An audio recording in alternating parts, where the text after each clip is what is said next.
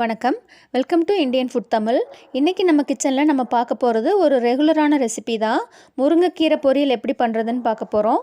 ஆனால் இது ரெகுலராக பண்ணுற மாதிரி இல்லாமல் கொஞ்சம் டிஃப்ரெண்ட்டாக மசாலா அரைச்சி அதை சேர்த்து எப்படி பண்ணுறதுன்னு நம்ம பார்க்கலாம். இந்த மாதிரி ஒரு அகலமான பேன் எடுத்திருக்கேன். அதில் 2 அல்லது 3 டேபிள் ஸ்பூன் அளவுக்கு துவரம்பருப்பு ஆட் பண்ணியிருக்கேன். கூடவே பார்த்திங்கன்னா ஒரு 3-4 வரமிளகாய். இது ரெண்டையும் சேர்த்து நல்லா ப்ரௌன் கலர் ஆகிற மாதிரி நல்லா ஃப்ரை பண்ணிடுங்க.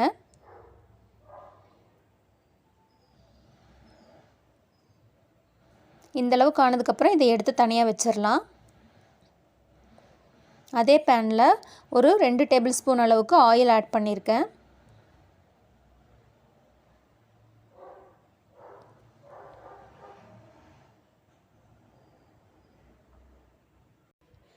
ஆயில் நல்லா சூடானதும் அதில் 1 டீஸ்பூன் அளவுக்கு கடுகு சேர்த்துருக்கேன். கூடவே 1 டேபிள் ஸ்பூன் அளவுக்கு கடலைப்பருப்பு. இதை லைட்டாக ஃப்ரை பண்ணி விட்டுருங்க.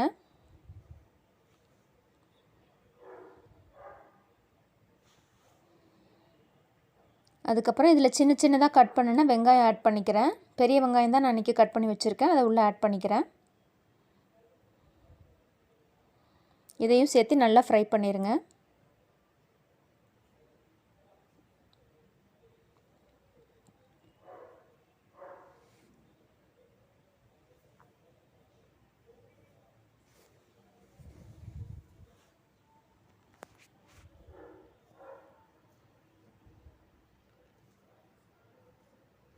இது ஓரளவுக்கு நல்லா ஃப்ரை ஆனதும் நம்ம க்ளீன் பண்ணி வச்சுருக்கிற முருங்கை இலையை இதில் சேர்த்திக்கலாம்.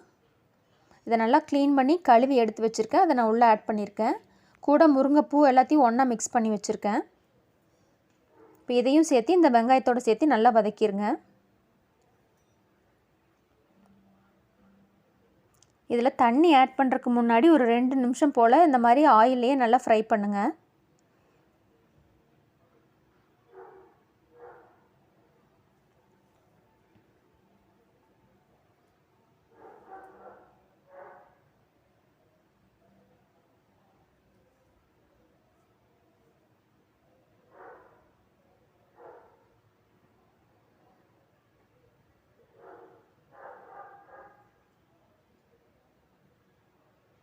இது ஓரளவுக்கு ஃப்ரை ஆனதுக்கப்புறம் இதுக்கு தேவையான அளவுக்கு சால்ட் உள்ளே ஆட் பண்ணிக்கிறேன் நான்.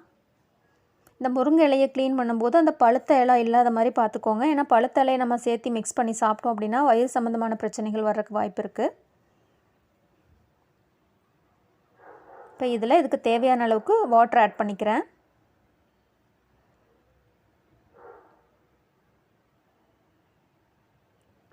வாட்டர் ஆட் பண்ணதுக்கப்புறமா அடுப்பை வந்து மீடியம் ஃப்ளேமில் வச்சுட்டு ஒரு மூடி போட்டு க்ளோஸ் பண்ணி வச்சுருங்க. ஒரு 5 மினிட்ஸ்க்கு அப்புறம் இதை நம்ம எடுத்து பார்க்கலாம். திரும்ப இந்த மாதிரி நல்லா கலக்கி விட்டுட்டு திரும்பவும் மூடி போட்டு வச்சு இதை நம்ம வேக வைக்கலாம்.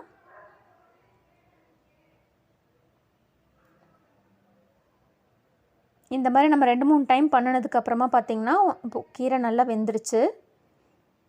நல்லா பொரியல் மாதிரி வந்துருச்சு. இந்த ஸ்டேஜில் நம்ம என்ன பண்ணலான்னா ஆல்ரெடி நம்ம ஃப்ரை பண்ணி வச்சுருக்கோம் இல்லையா, அந்த துவரம்பருப்பும் வரமிளகாயும் அதை வந்து மிக்சியில் நல்லா பொடி பண்ணி இதோட ஆட் பண்ணிக்கலாம். இதுக்கு நம்ம தேங்காய் சேர்த்த தேவையில்லை. இந்த மாதிரி நீங்கள் பவுடர் ஆட் பண்ணுற மாதிரி இருந்ததுன்னா தேங்காய் போட வேணாம். தேங்காய் போடாமே நல்ல டேஸ்ட்டாக இருக்கும்.